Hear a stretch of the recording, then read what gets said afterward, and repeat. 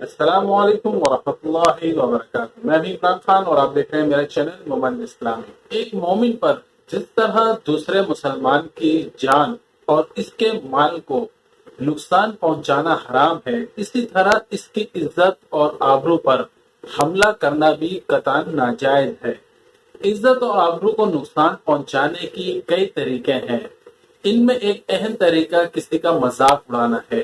مذاق اڑانے کا عمل دراصل اپنے بھائی کی عزت اور آبرو پر براہ راست حملہ اور اسے نفسیاتی طور پر مسترب کرنے کا ایک اقدام ہے۔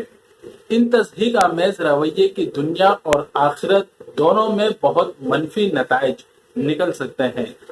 چنانچہ رنجشیں، لڑائی جھگڑا، انتقامی سوچ، بدگمانی، حسد اور سازشیں دنیا کی زندگی کو جہنم بنا دیتے ہیں۔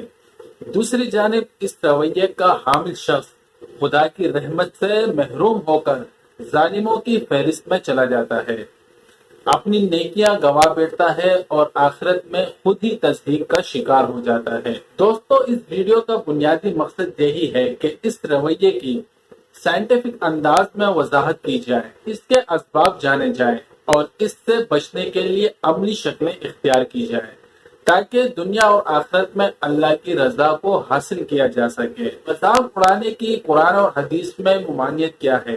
یہ رویہ اس قدر ناپسندیدہ ہے کہ اللہ نے اس کو براہ راست موضوع بنایا ہے۔ چنانچہ سورہ حجرات میں واضح طور پر بیان ہوتا ہے کہ اے ایمان والو، نہ مردوں کی کوئی جماعت دوسرے مردوں کا مذاق اڑائے، ممکن ہے کہ وہ ان سے بہتر ہوں، اور نہ عورتیں دوسری عورتوں کا مذاق اڑائیں، کیا عجب وہ ان سے بہتر نکلے۔ میرے دوستو، کسی کا مذاق اڑانا ایک شخص کی تحقیر کرنا اور اسے بےعزت کرنا ہے۔ اس لیے روایات میں کسی کی آبرو کو نقصان پہنچانے کی واضح الفاظ میں مذمت کی گئی ہے۔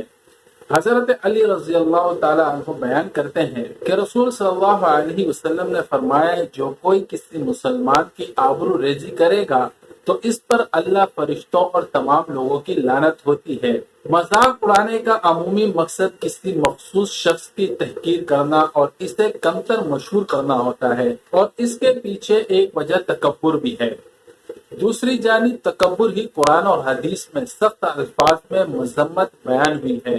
عبداللہ بن مسعود رضی اللہ تعالی عنہ سے روایت ہے کہ نبی کریم صلی اللہ علیہ وسلم نے ارشاد فرمایا کہ جس کے دل میں رائے کے دانے کے برابر بھی تکبر ہوگا وہ جنت میں نہیں جائے گا۔ اس پر ایک آدمی نے عرض کیا کہ ایک آدمی چاہتا ہے کہ اس کے کپڑے اچھے ہوں اور اس کے جوتے بھی اچھے ہوں۔ اس پر آپ صلی اللہ علیہ وسلم نے ارشاد فرمایا کہ اللہ جمیل ہے اور جمال ہی کو پسند کرتا ہے۔ تکبر تو حد کی طرف سے منہ موڑنے اور دوسرے لوگوں کو کم تر سمجھنے کو کہتے ہیں۔ مذاق اڑانے کا منطقی نتیجہ کسی شخص کے دل آزاری کی شکل میں نکلتا ہے۔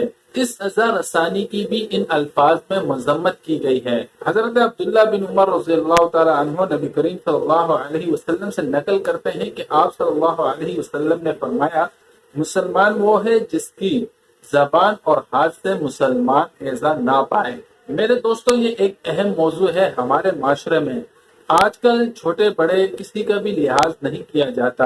جس کا بھی دل چاہتا ہے یا جس کے دل میں کسی کے لیے ذرہ برابر بھی کوئی بدگمانی ہو یا اس کے لیے کوئی نفرت ہو تو اس کا مذاق اڑانا شروع کر دیتا ہے۔ یہ بالکل جائز نہیں، جیسے کہ اس بیان میں بتایا گیا ہے۔ اللہ سے دعا کریں کہ اللہ ہمیں ان کاموں سے بچا کے رکھے تاکہ کسی کے دل آزاری نہ ہو۔ امید ہے دوستو یہ چھوٹی سی ویڈیو آپ کو ضرور پسند آئی ہوگی۔ ویڈیو اچھی لگی ہو تو اس کو لائک اور شیئر کمنٹ ضرور کریں۔